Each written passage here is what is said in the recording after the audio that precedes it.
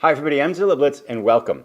This video serves two purposes. If you're here for the second episode of our playthrough with Nevsky, welcome. We're going to continue that in this video, albeit at a certain lesser pace, if you would, and I'll explain more momentarily. A second purpose of this video is to talk about and to show a solitaire deck creation system for the Levy Campaign system that I've been using and testing with Nevsky so far that I think has the potential to work for other games in the Levy Campaign system as well. So we're going to jump in and get started. I'm going to talk a little bit about why I've been trying to do this and then show how it works. And then we're going to do it as part of the action for the first campaign in the Nevsky scenario that we're playing as part of our playthrough. Hopefully that all made sense. If you watched the previous episode in this playthrough, you'll know that we've just finished the levy in the summer scenario, basically, the summer of 1242 turn short scenario with this game. The 4 Teutonic lords are ready to go, and the 3 Russian lords on the east side of the map are ready to go, and it's a time for action. And so now we're at the point in the game where we build what are called command decks. And the way this works in two-player is basically that each lord in the game, and I'm just going to kind of clear the map off here to kind of show what we're talking about so I'm not bumping into anything, because we don't really need the pieces here for right now, although we can see we're going to use the Teutonic forces. So we have Nuden Abel up here as one lord, we have Herman here as the second lord, Yaroslav, the exile of Pskov, the third lord, and then Rudolf down here is the fourth lord. So I just cleared the board off for sake of clarity. So the way this works in two-player Levy Campaign is that each lord has 3 cards. So we can see here the the cards for Rudolf, the 3 cards for Herman, the 3 cards for Nuden Abel, and then the 3 cards for Yaroslav. Now, when you build a command deck, basically these are the cards that you're going to bring into play into this particular campaign. And depending upon what season it is in the game, that number of cards is either 4, 5, or 6. In the summertime, when you can take a lot of action, it's 6. In the winter, it goes down to 4. And then in Raspustitsa, which is the muddy season, it's 5. So the summer right now that we're in, there's going to be a lot of action. We can do 6 command cards in our deck. And basically what you do is you can pick up to 3 cards for each lord, and that's basically the number of turns each lord is going to activate, each phases, if you would, that each lord is going to activate inside that campaign. So say, for example, we wanted Herman to be really active, we would pick all 3 of him. We want Yaroslav to do one thing, then he's going to go, and we want to keep Nuden, now we want to have him do one thing, and then we want to have Rudolf do one thing. We would take these other 6 cards out, and then once we've got the 6 cards that we want, we put them in a particular order. So we want Herman to go first, then we want Rudolf, then we want Yaroslav, then we want Herman to go again, then we want Nuden Abel, then we want Herman, and we've now picked our deck. We put them in reverse order, and then when the Teutons take action, they're going to start their first phase, if you would. They're going to turn over the Herman card, and Herman takes his actions. And then you go in sequence, then the Russian lord's going to go, who's ever first in their deck, then Rudolf goes, then the Russian lord who's second in their deck, and so on. You alternate back and forth throughout the campaign phase until all the cards are done, and then you clean up the campaign, you go to the next levy phase.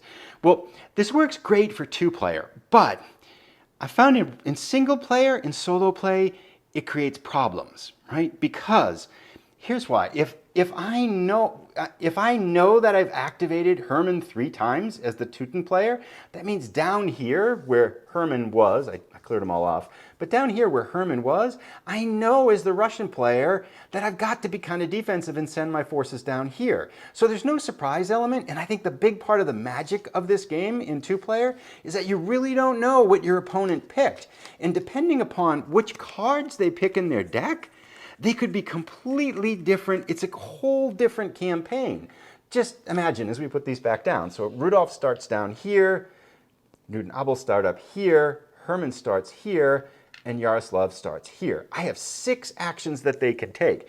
If Nuden Abel takes 3, and these guys only take 1, and I, as the Russian player, really haven't kind of focused on any kind of a defense, if you would, up here for this part of the map, Nuden Abel could come through here and do a lot of damage.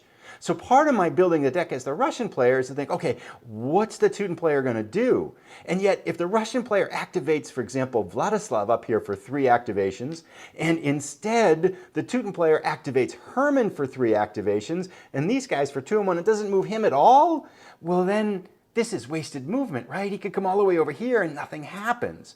Or maybe he's actually able to attack and take some of these cities in here. So it's that balance, that kind of constant cat and mouse guessing which cards my opponent has picked that I think is part of the magic of the Levy Campaign system in 2-player Levy Campaign. In solitaire player, I found it really hard to do this because that whole cat and mouse aspect is gone. I know what they're going to do. Now, people say, well, once your deck is hidden, you're going to forget what the commands are. I don't know. There's only 6 cards in a deck, and I know which ones I picked. I kind of know what's coming next, and so it kind of dictates. It's really hard to kind of fool me, if you would, in solitaire play. So I thought about it, and I said, okay, is there a way that we could create some determination? So I still want to be able to dictate strategy for each side and have an idea what we want to do. I don't want to just pick 6 random cards, right? Because then it's just random stuff happening and it's like, there's no purpose to it. It's just movement. You're like, well, okay, what happens? It just didn't feel like it was working that way. So I wanted to find a balance between that. Is there a way I can create some ambiguity and yet still create some strategy for creating a deck? And so I've come up with the system that I'm prototyping, and I've prototyped it a couple times now, and I like it. And so I'm going to show what it is here and talk a little bit about it. And feel free to ask questions down below. And then we're going to show how it works in our current game of Nevsky. And so let's talk a little bit about how it works with the Teuton forces. And it's going to work basically the same way. And I think this will also work for any of the other games. Well, not any. I know for Almoravid I think it will work, although Almoravid uses 7 and 8 action command decks, but I'll talk about how I think that could work for them, although I haven't tested it yet there. Okay, so the issue we have is we have now, and the number of cards basically is going to vary by lords, so we need a system that's going to work for a variety of cards. Like in some of the other scenarios, there can be 6 lords active, in which case you're going to have 18 cards, and you cut down to 6. Right, so we have to be able, the system has to work for a variety of number of cards. And I'm not sure I've covered all the edge cases. But here's what I've been using and what I kind of like right now. So in the summer turn, we have 6 cards in our deck. As the Teuton player and as the Russian player, you get to pick 3 cards. Those 3 cards for 100% sure. So what we're going to do for Teutons here, I want to definitely make sure that Herman takes action, because I want him to come down here and to be, either take Izborsk or take Pskov. So I definitely want Herman to do some action. And I also definitely want Yaroslav to get him involved in this first game, because I think he can maybe take Izborsk, and he's got some potential. And definitely could even work if he could get to where Herman is, because Herman is a marshal, then they can move together. So that will give us a little bit more capacity. So I want Herman, and I want Yaroslav. And then I also want to make sure that Nud and Abel create some kind of a threat up north. So I want them to take at least 1 action. So I know that these are going to be 3 of my definite cards. Now, once you've picked your 3 cards, the next thing you do is you pick these cards' position in the deck. You can set their position. We're going to see this is going to change a little bit later. So there's 6 cards. I actually want, let's have Herman go first. We have Yaroslav go second. And then I'm going to create a little bit of a gap. So I'll put them up the top here just to represent that. So Herman's going to go first. Yaroslav's going to go second. Then I'm going to create the 3rd and 4th cards that are going to come out, and Nud and Abel's going to go 5th. So I'm just creating kind of placeholders now for these other ones. We're going to go 1, 2, 5, 6, and 3 and 4. So we have to figure out, okay, what are these next 3rd, 4th, and 6th cards here? How we do that for the remaining 3 cards that we have to pick, we select 5 cards, so 2 more than that. We select 5 cards, and we randomly hide those and put them in position based on, we pick 3 of those out of those 5 and randomly put them in position. So let's think about what we want to do with the next 5 cards. Basically, this means with 12 cards left, I can eliminate a couple here. I don't want Yaroslav moving too much, so we have to leave 5 of these what is it, 5, 6, 7, 8, 9 cards left. We have to eliminate 4 of them. So we're going to get Yaroslav and deactivate him. We're going to take his 2 cards out. He's definitely going to get 1 move, but I don't want him to do any more. We might be able to combine with Herman, so I feel like that would be wasted. So now we've got these 7 here. We've got to whittle them down to 4. Newton Abel would be good to go, but I kind of want to get Rudolph going too. So we're going to take 1 Rudolph out. I don't want, Rudolph could potentially go 3 times if we leave all 3 cards in here. So we're going to take 1 Rudolph out, and then we're going to take 1 Newton Abel out. If Herman goes 3 times, I think that's okay. I think we can keep him busy. Rudolph goes twice, that's good, but he's probably going to go once. And then if Newton Abel goes twice, that's okay. So I've whittled the deck down now to 5 of these. And what we do to get the next 5 into positions 3, 4, and 6 is we take these. I'm basically just going to flip them over and shuffle them all up, mix them all up. Whoops. Get them all twisted around and messed up and everything like that. And now, once I don't know what they are, I put them in their positions. 3, 4, 6 at the top here. All right. So now you might think, okay, we're all done. The deck is set. But one of the other things I want to do, and what I've done now, right? I've been able to create somewhat of a strategy, but I'm not 100% in control of it. And if I'm playing the Russian side, I'm not quite sure what's going to happen, right? So Herman could go 3 times, or maybe Herman's going to go once. But yet at the same time, I've been able to dictate that I really don't want Yaroslav that busy as the Teuton player. And I've got some rough tendencies that I know I'm going to be working with in terms of how the thing's going to play out. But we're not done yet because we have one more problem. As the Russian player, I know the order of the Teuton order of decks, so I know what's coming next. And so I want to create some ambiguity around that. And this is how the system does that. We flip all the cards over. So we got our first card, second card, 5th card that we determined the order on. So now we have 1, 2, 3, 4, 5, and 6. So this is the next. It's a little process. It takes about a minute or 2 to do, but I think it's worth it because it creates ambiguity in the deck.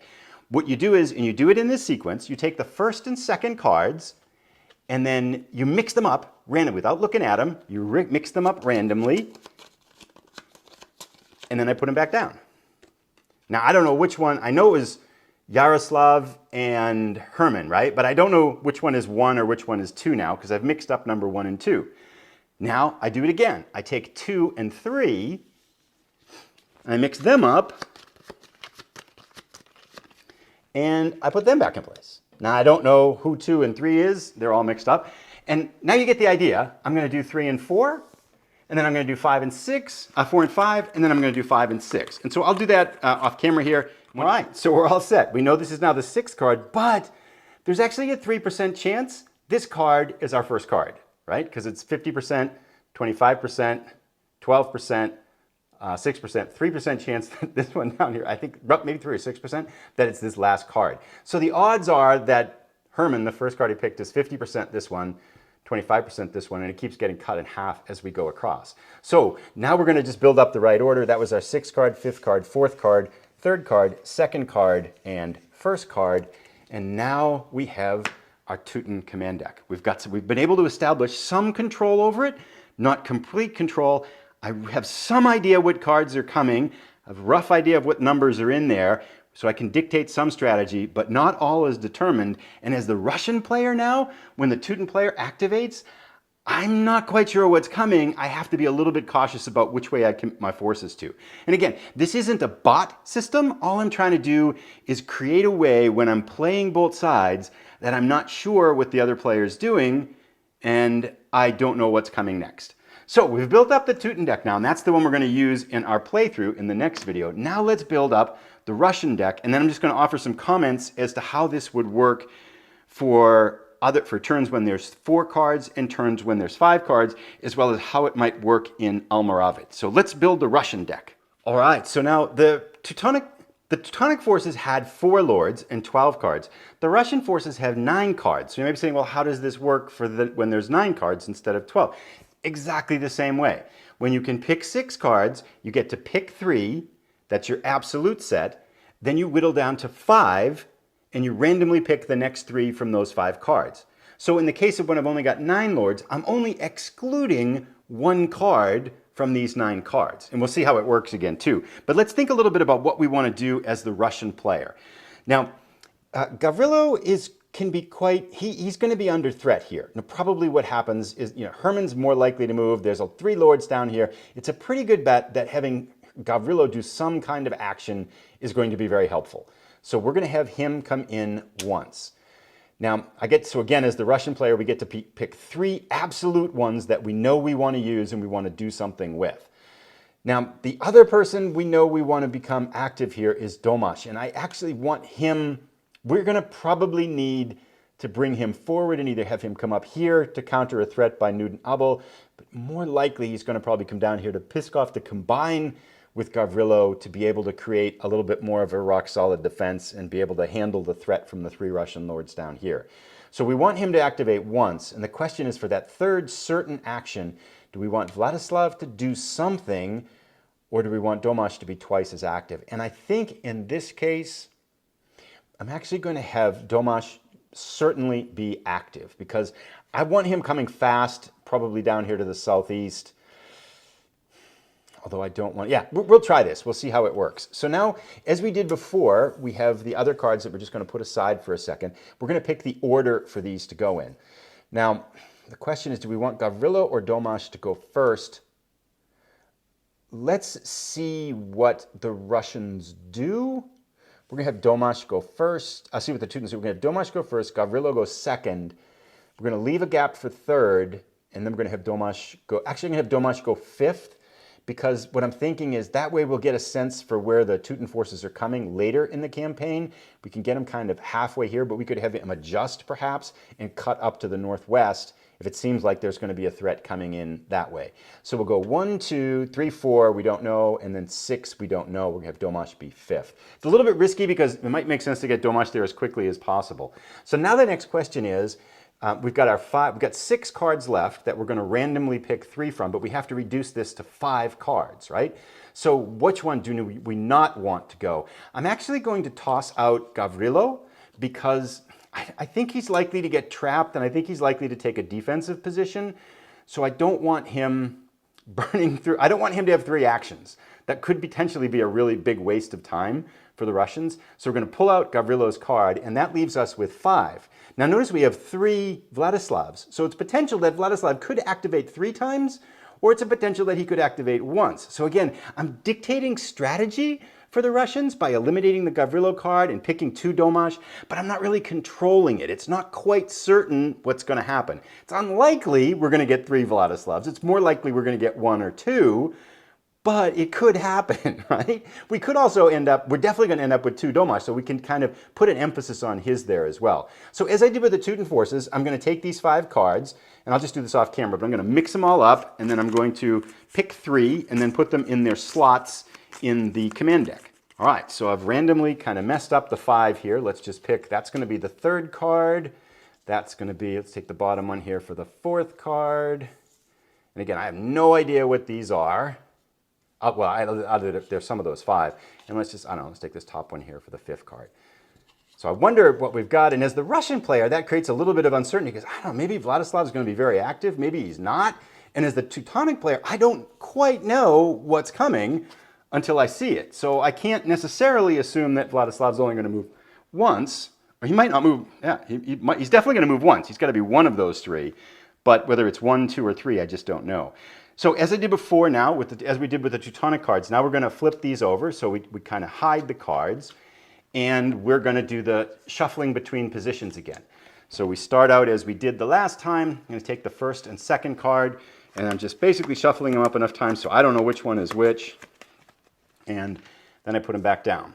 I'm going to do the 2nd and 3rd card. And I'll keep doing this now until we get the Russian deck built up. I'll do this off camera. All right, so once again, I've mixed up 1st and 2nd, then 2nd and 3rd, then 3rd and 4th, then 4th and 5th, then 5th and 6th.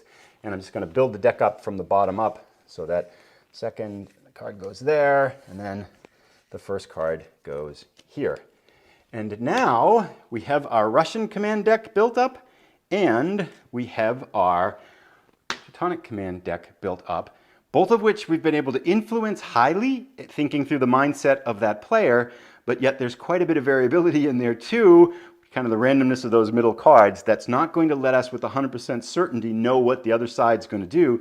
And we've created an influence in the order by we've got a 50% chance that the card we picked first is actually going to come up first, but it could come up as late as 6. So we're not quite sure when things are going to come up. One little side rule with picking those orders of cards that you place out, when you pick your 3 cards and you put them in order, the only rule that applies to that is you can't put the same lord in consecutive positions. So I'll use, say for example, these are completely unrelated, but say for example, as the Russian player, Alexander was in the game and I wanted to pick all 3. I wanted all 3 of my certain moves to be command deck cards to be Alexander. I can't go Alexander 1, Alexander 2, and Alexander 3.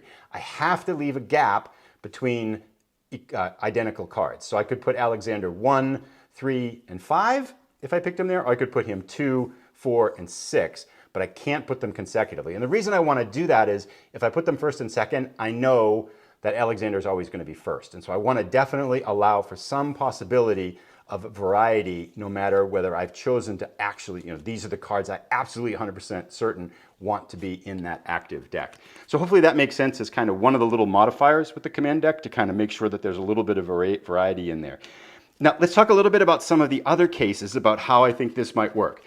So the question is, what do you do in early winter and late winter when you've only got 4 commands to be able to use in there? Basically the numbers just change. So for early winter and late winter, what I do is each side gets to pick 2 certain cards, and they can place those first, second, third, or fourth. Again, with the one restriction being you can't place 2 identical cards next to each other when that's certain part of it. And so then you've got 2 that are randomly picked from out of 5 remaining cards. So the same kind of thing. You're going to pick 5 cards, and you're going to randomly pick 2 out of those 5. So you're not quite sure what you're going to get, but you're going to get 2 out of the 5 that you put in there.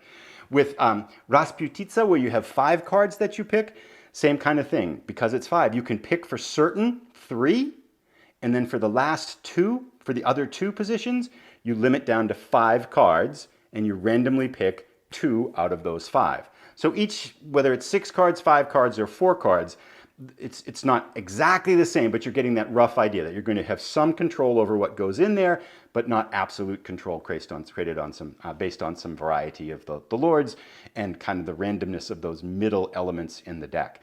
I'll add a link to a Google Sheet down in the description that will have what I think kind of these rules written out a little bit if you want to see them in written form. The question that I have Almoravid, but I haven't played it yet. I was looking at it the other day though, and it looks like for Almoravid you have 7 cards active, a 7-card command deck for one part of the game, and then an 8-card command deck active for the other part of the game. And I think basically what I would do for those is, for both the 7 and the 8, like with the 5 and the 6, you would activate 5 cards. So you'd activate 5 cards for the 7-round turn and then 5 cards for the 8-round turn would be my guess is how I would do that. Although I want to kind of play test that and see, and I'll add more when I get there. And then for the remaining 3, I would have it go out of 7 cards probably, or 6 cards. I'll add that to the Google Doc down below. I got to think on that a little bit more, and that's kind of speculative without really playing the game at this point in time. But I do think this, I'm kind of based on, I'm not quite sure how the other Levy and Campaign games will go forward in the system, but I'm hopeful this might be something that I could easily adapt to those systems. And if anyone gives this a try in their game, let me know how it works. I'd be really curious to hear how it works out. And with that, or if you've got any modifications, if you don't like it, if you like it, things you might suggest and things like that, be very curious to hear how it works. And especially if you might actually try to take something like this and use it for solitaire play in one of the other yet to arrive Levy and Campaign games. There's a lot more kind of in that production pipeline. So there you have it, a solitaire deck building system to create some influence in the deck and yet leave a little bit of ambiguity and uncertainty in the deck. So again, it's not a bot system because it's not going to dictate what the enemy does, what the other player does. You're still playing both sides, but now you're not 100% certain what's coming up. You've got to be a little bit more reactive, and you don't have the greatest idea what your opponent is doing. So again, trying to balance influence and uncertainty to increase the fun and engagement and excitement and unpredictability of a solitaire game. With that being said, we're going to end this episode now, and we'll come back. This is a second episode in our playthrough. What we've done now is we've built up our command decks for our current game. We're going to come back in the next game, and we're going to start to do our action. So we're going to start to move around, finally, move around and start to fight. So we'll put our lords back up here on the mat, and we should be ready to go when we come back to our next game. Let's get them all in the right places. Nubble up north there. So I'll put a link here to episode 3 in our campaign game, and the war will start. Summer of 1240, the Teutonic forces will pick their first card, and that lord will start taking action. So we'll see you again soon. Thanks everybody for watching in. Feedback, comments, ideas, thoughts on the system would be greatly appreciated. Thanks again. See you later. Bye.